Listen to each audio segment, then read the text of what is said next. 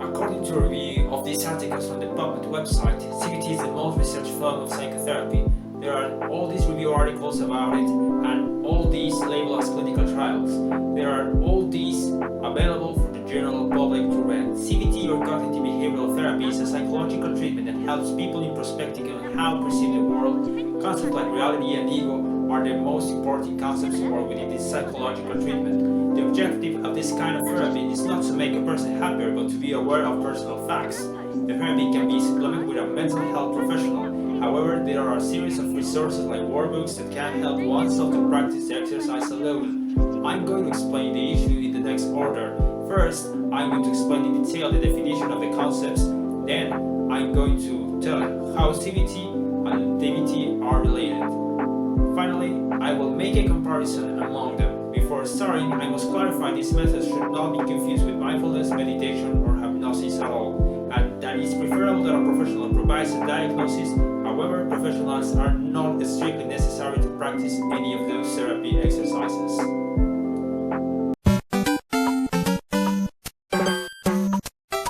CBT, or cognitive behavioral therapy, is the involvement of distortion thinking, decision-making, and judgment towards oneself. It focuses on the fact that if you follow a chain of thoughts that it's hurting you, you should face the pain, emotional or physical, that surrounds it. The way you are thinking is what causes you pain, and people can learn how to make it less painful. This therapy is not about positivity or happiness, but you have to tell yourself that it's fact-checking. Working with a new set of thoughts can improve mental health and habits. Well, what is DBT? DBT, or Dialectical Behavioral Therapy, is a psychological treatment for a series of psychological conditions.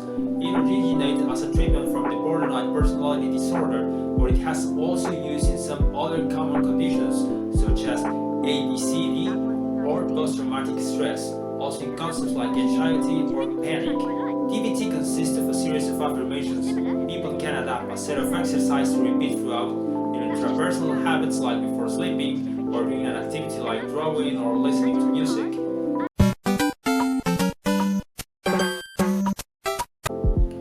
For example, let's say you're alone and you drop a glass of water by accident.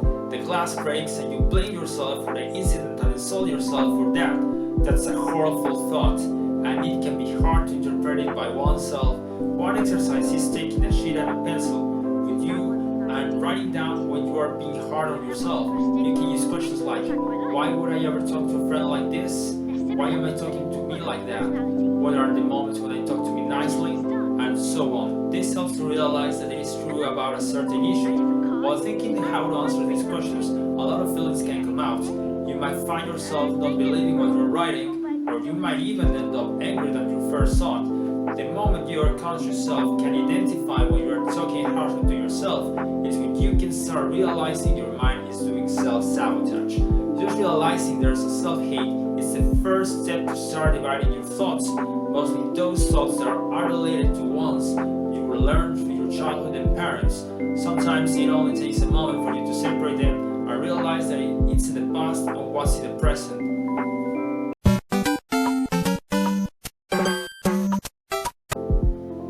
An example is when you find yourself having a moment of uncertainty. You start having one thought after another that ends up worrying you a lot. Let's say you start crying because you had a fight with someone over a little thing, with your parents or a friend. While crying, a lot of thoughts can be running through one's head, and you might end up doing actions that you didn't expect. One of the DBT's exercises are writing down a list of activities you want to do in a specific weekend. Everything starts with a thought, that becomes a feeling, then a decision, and finally an action.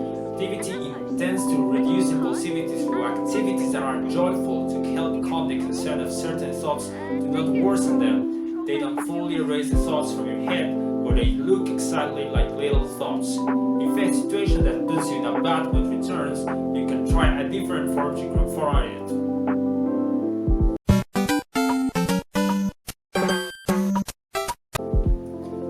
It seems like DBT is harder to do because it involves a lot of realization, and that can be more impulsive. However, if used along with CBT, DBT turns out to be really useful for any time given. You just can't bring up a song, a memory, or an object that brings you calm. In contrast to CBT, DBT makes you work with your current feelings. It gives you skills to implement at the moment you may have a trigger or the start of a thought chain. It gives you more crisis survival for certain mental episodes you might encounter. If you use DBT, you might not find the root of cause or a lot of methods to prevent a horrible chain of thoughts. On the other hand, CBT works like a root of cause finder because it involves recalling from memories of other stages of your life.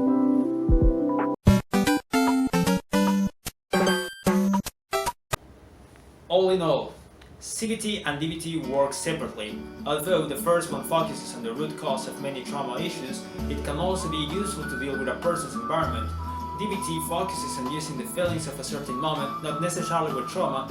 It's a way to find meaning in what's going on, and the more you're able to break down your moment in more pieces, the less the helplessness will scare you and you will face problems like a true person. These methods should not be confused with mindfulness, meditation, or hypnosis at all.